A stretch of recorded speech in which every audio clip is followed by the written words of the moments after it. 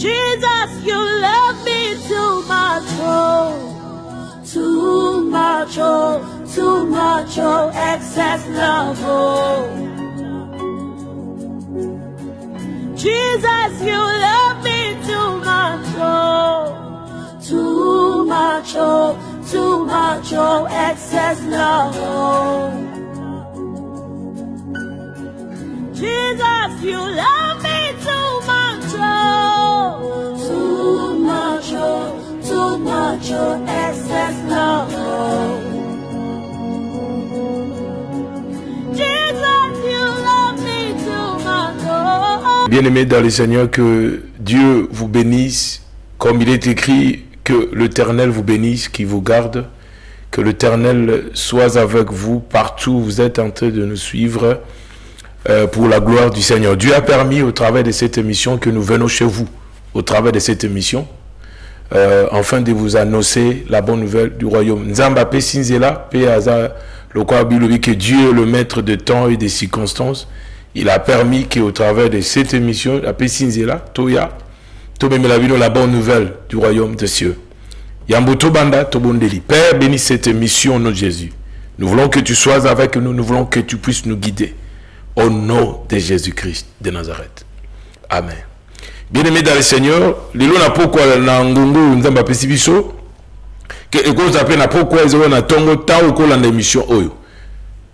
Et l'autre lelo sur Matthieu chapitre 5. Matthieu chapitre 5 verset 3.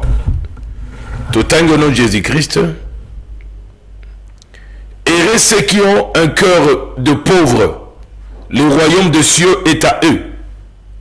Heureux ceux qui ont le cœur de pauvre, le royaume des cieux est à eux. Le cœur de pauvre, c'est qu'on peut parler, c'est-à-dire qu'il y a un cœur de pauvre et il y a aussi un cœur de riche. Je ne sais pas si tu peux répondre à cette question. Le cœur de riche et de pauvre. Si il y a, mais bibliquement on voit que la Bible dit Esengo na moto azala motema yababola. Un cœur de pauvre. Un cœur de pauvre, c'est que à la pitié, à la compassion, à la mawayabatu. Et la katia béatitude, et c'est quand même par définition, c'est-à-dire que le bonheur sans mélange.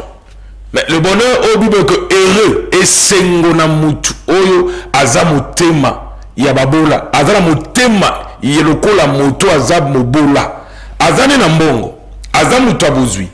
Mais quand on a dit que esengona muto azana mutema ya babola. Heureux ceux qui ont le cœur de pauvre.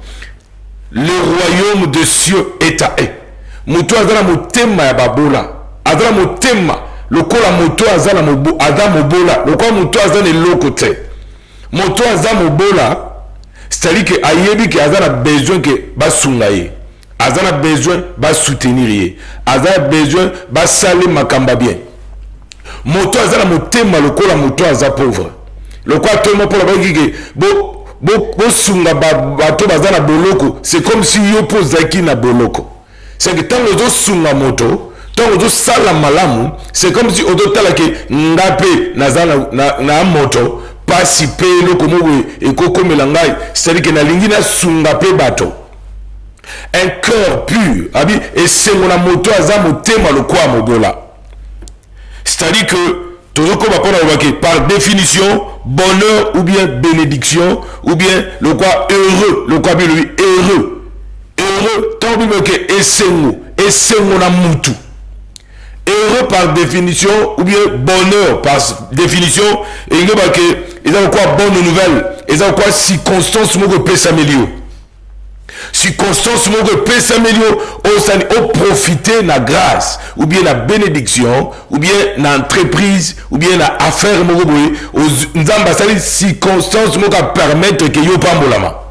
À permettre que yo aux soit mongo, soit au kutana na mwasi ya vina yo, soit ba peso mutuka, soit ba offrir yo parcelle mogoboy. Et Bible dit que et c'est on a moto o azana motema lokola pauvre. C'est-à-dire que ba lo la mutunyoso, c'est que aux la riche et de cause de pauvreté. Mais aux la motema, tu as un cœur. Le quoi pauvre pas ana motema, ndenge moko pe riche pas ana motema. Mais mitema na bango nyonso ekesanisaka na nzela ba acte ba opposé. Différence ezaka na eloko wana. Na ba acte ba opposé nde différence yaka pe ezalaka manifester ndenge wana. C'est un homme que bonheur c'est quoi? C'est une bonne chance de Joba. Ou bien le bonheur c'est une grâce. Oh nzamba pesi mutu.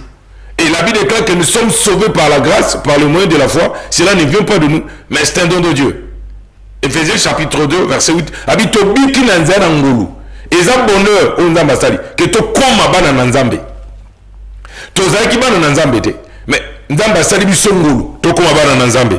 Kozala heureux, bilobi, heureux ceux qui ont le cœur de pauvres. Parce que le royaume des cieux est à eux. Abi pote bo kozia likolo. Yango moni tan kola e côté abi andi ko bake Jean-Baptiste abanda côté d'abord abi que repentez-vous et croyez à la bonne nouvelle. Repentez-vous. Bon la mitema parce que bokozi ya Nzambe est commis pene. C'est-à-dire que le royaume de Dieu est proche. Le royaume de Dieu proche. Va que koya na kolo est commis pene. Mais okolia okomela. Mais faut que un jour le Seigneur viendra. Okoboma batu okonyokola batu okofinga batu okonyata batu okomona batu pamba. Mais un jour il y a un royaume tolobela, ce n'est pas le royaume démoniaque satanique. Il y a magie, il y a bandoki, il y a molili, il y a misala molili, il y a science occulte. Mais tout le royaume oh Yesu ayenango.